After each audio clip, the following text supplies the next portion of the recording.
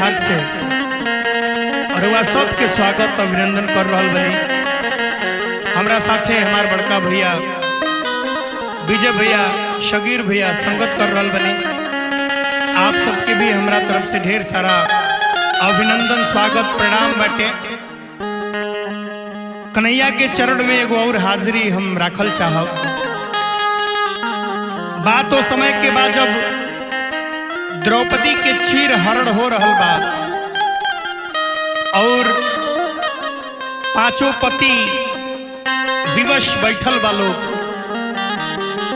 तो बहन के अपना भाई के याद आइल बा।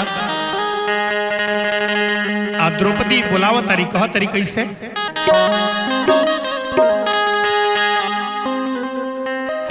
श्याम मुरली वाले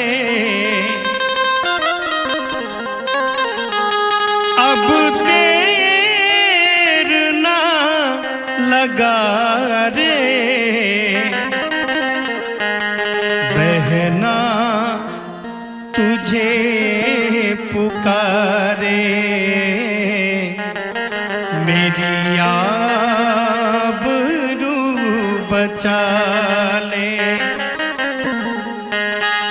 ऐ श्याम मुरली वाले अब देर ना लगा रे।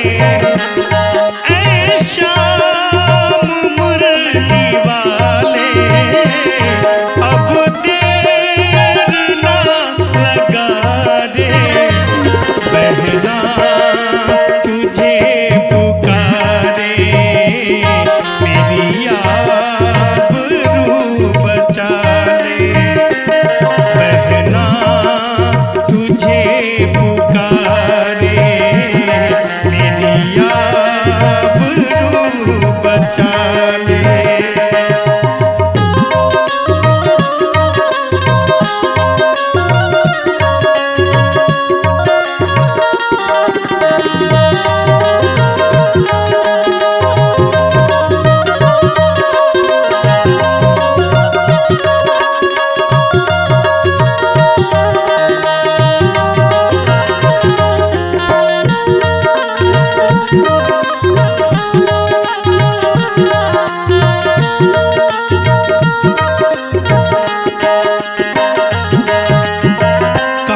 कन्हैया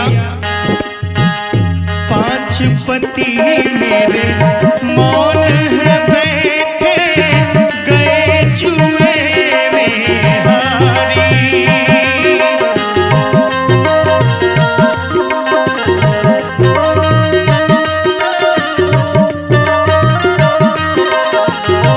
भैया ओ पांच पति मेरे मौन है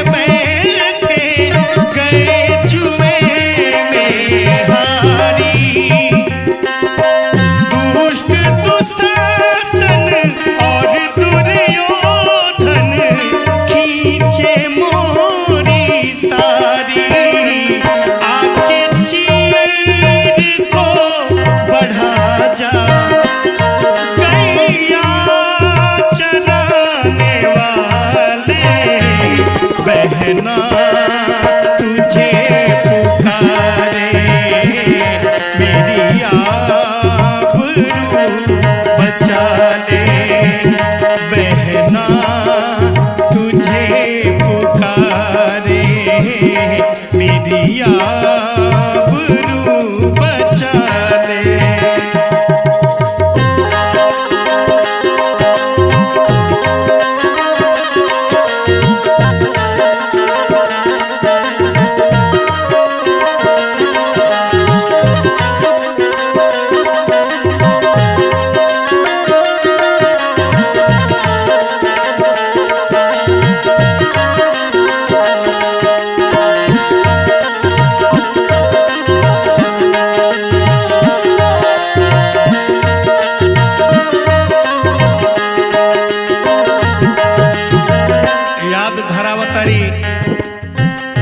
कन्हैया वो बचपन के बात याद कर, जब तुहार हाथ के उंगली कटल रहे तो हम अपन आचर फाड़ के तहार उंगली बंधले रहनी, आज वही आचर के लाज बचावे के बा। कहे के बा कैसे?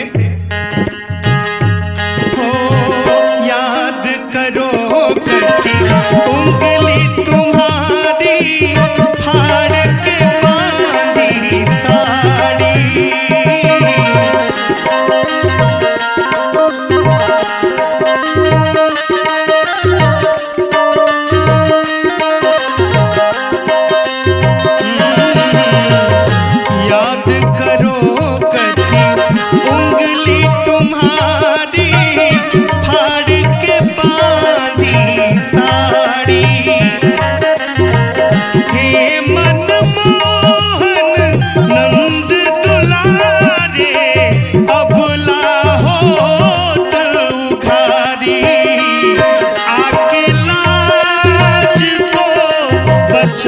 जा बंसी बजाने वाले, बहना तुझे पुकारे, मेरी आबरू बचा ले। बहना तुझे पुकारे, मेरी आबरू बचा ले।